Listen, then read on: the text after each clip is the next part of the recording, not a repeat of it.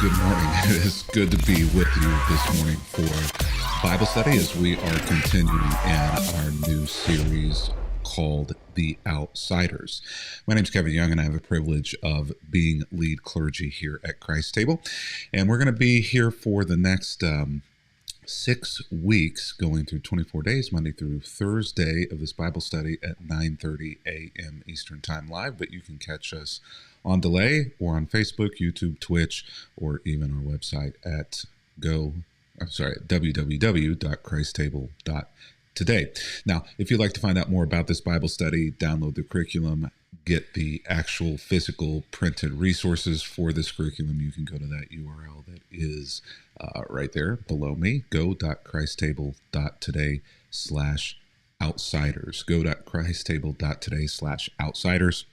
And there, the PDF of all of the curriculum for this study, or you can purchase the box that has the physical curriculum, has some gifts, has another curriculum that kind of runs alongside this parallel for adolescents and for youth, and all of that is right there at that website. And we appreciate you being a part of Christ Table and also being a part of making this ministry and the resources that we have here possible. Now, today we find ourselves in Luke chapter 23, verse 32 through 43. And we don't go through all of the text each and every day, but today I think what we will do is we will actually go through the entirety of the text, because we're going to be at a place that should be very familiar for many of us. But I want to point out maybe a different angle or two about this text. Now, what we're talking about over these next few weeks is we're talking about this idea of outsiders and how outsiders can be positive influences on communities, and sometimes even how not outsiders can be. There'll be a few cautionary tales in here, how outsiders can be sometimes a negative influence on communities. And so I think that all of us maybe have had that feeling at one point or another where you just don't feel a part of the group. Now, oftentimes this kind of happens in school. My kids are about to begin a new school, and so they're going to have that feeling of being an outsider. If you've ever started a new job, there will be that feeling of being an outsider. If you've ever gotten married, being a part of the in-laws and their relationships is that feeling of being an outsider, or sometimes even in our own families, we can feel like we're an outsider.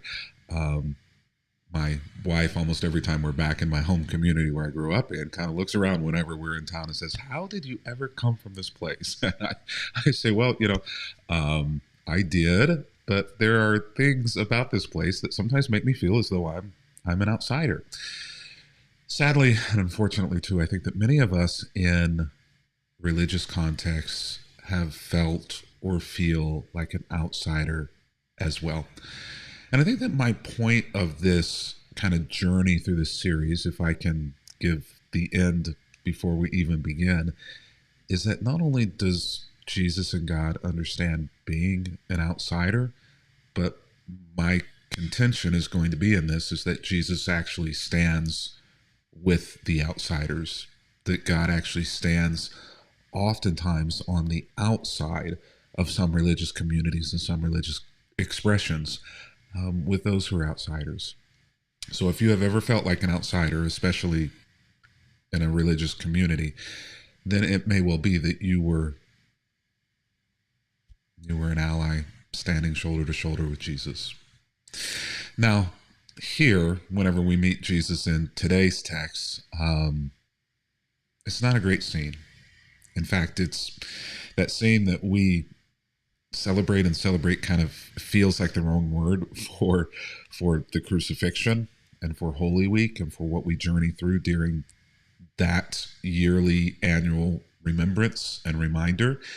But there is also, if you've been in religious context, there is also this idea of this being a celebratory event. We call it, insiders call it Good Friday. And it's really a mind bender to look at what happened at the crucifixion and call it good.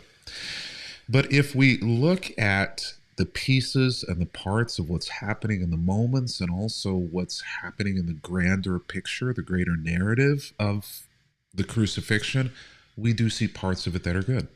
We do see things that we can celebrate. And that's one of the things I'm always kind of encouraging my kids to do is whenever you are in a space where things look bleak and things look terrible and the narrative in the moment isn't great and you feel like an outsider, look for God's fingerprints. Look for those places where Jesus is still present. Look for the good, look for the hope, look for the joy. So Jesus is hanging there on a cross, and two others, both criminals, were led out to be executed with him. This was in Rome, a normal Friday. Almost every day in Rome, it's likely that people were being crucified. It was, if not a daily event, it was a regular event because Rome wanted people to understand what happens if you insurrect or stand up to Rome. Rome was very easygoing. Anything goes, except for trouble and drama in the way of confronting Rome and causing a lack of Pax Romana, of peace in Rome. They dealt with that with a heavy hand. And so crucifixion was their opportunity to remind people of what happens if you get out of hand. So when they come to this place called the skull, they nail Jesus to the cross. And so what we have here isn't just two criminals. What we have here essentially is three criminals, three people who are outsiders of the way of living that Rome has identified is necessary in order to continue living in Rome. You're not going to get exiled. No, you're going to get exiled off the planet, I guess.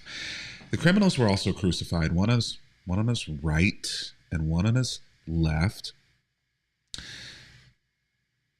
And Jesus said, Father, forgive them. You're going to remember this story, perhaps, if you've heard it before. For they know not what they're doing. And the soldiers, they gambled for his clothes by throwing dice, and the crowd watched, and the leaders scoffed. He saved others, they said. Let him save himself if he is really God's Messiah, the chosen one. The soldiers, they mocked him too, offering him a drink of sour wine. And I don't have the time to get into all of the symbolism that's going on here and all the importance of these things, but suffice it to say there's a whole lot happening here. But what I want to focus on is this this way in which they made him feel like a common criminal. That what he had done, assumedly, was different than what these others had done. Jesus had essentially the audacity to get into a tangle, into a tiff with the religious leaders. And the religious leaders essentially leveraged Rome in order to put Jesus to death.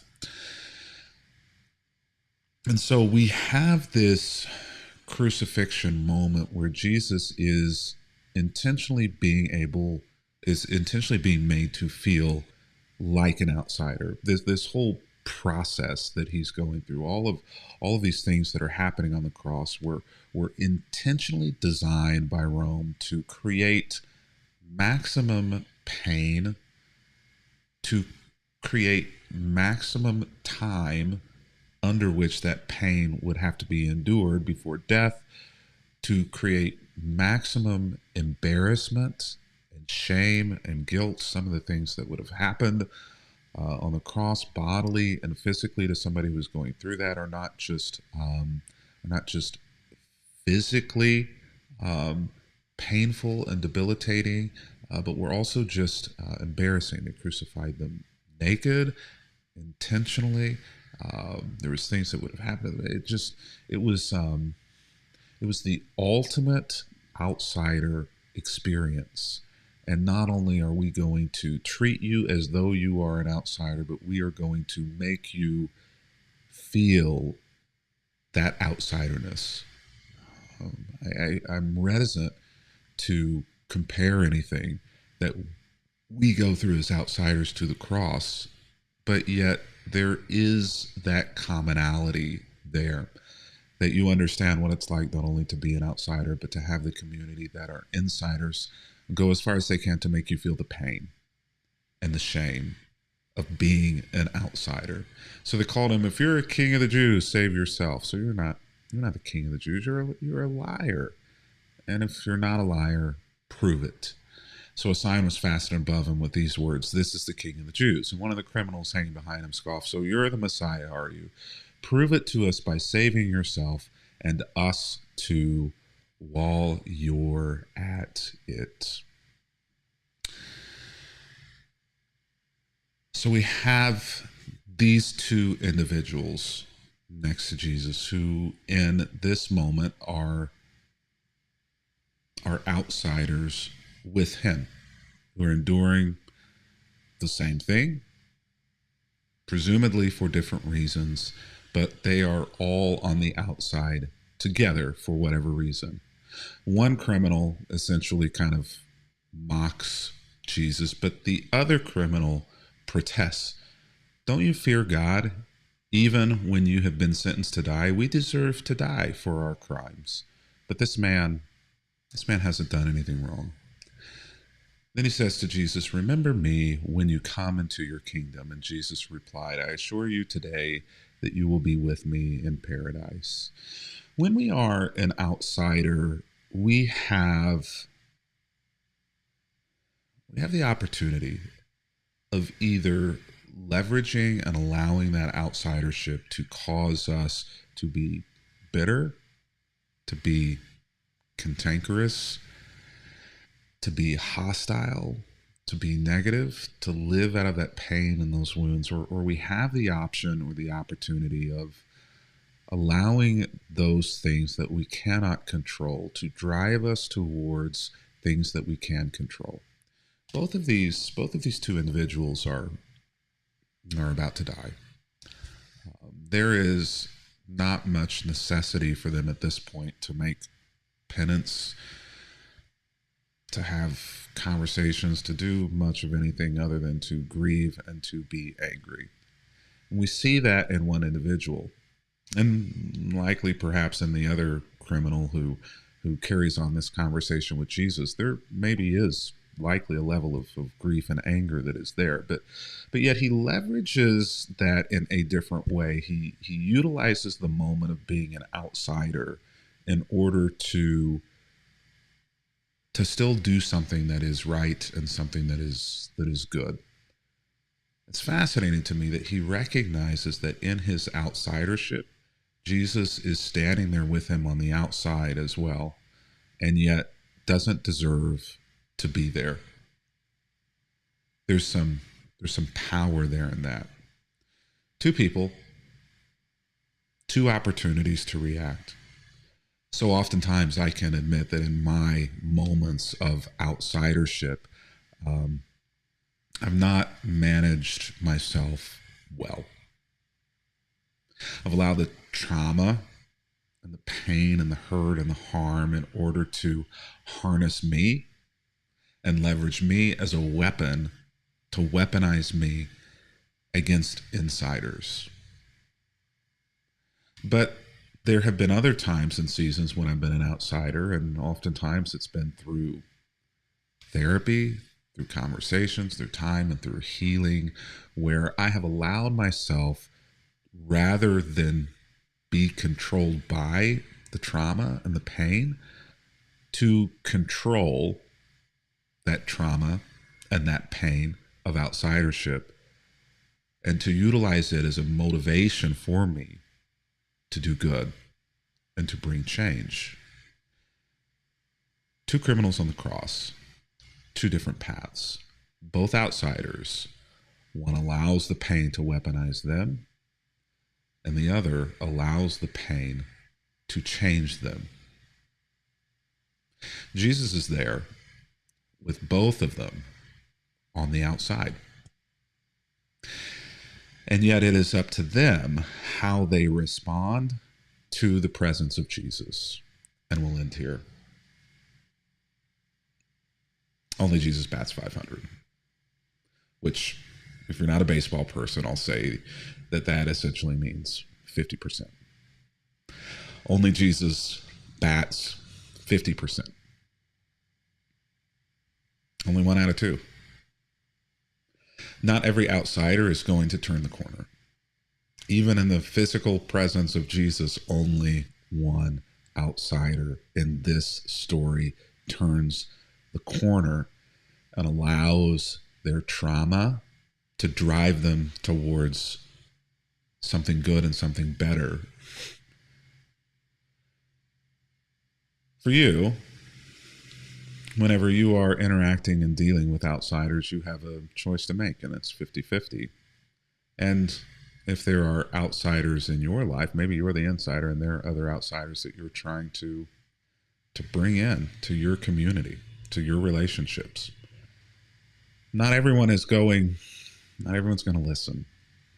Not everyone's going to be at the point in their life where they're able to use the trauma for good.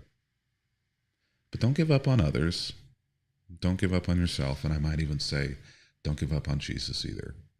Well, we will continue on this journey with outsiders over the next 23 studies. And I'm looking forward to doing that with you and being there each and every step of the way. And we'll see you back here live tomorrow morning for day 2 of the Outsiders Bible Study. But until that time,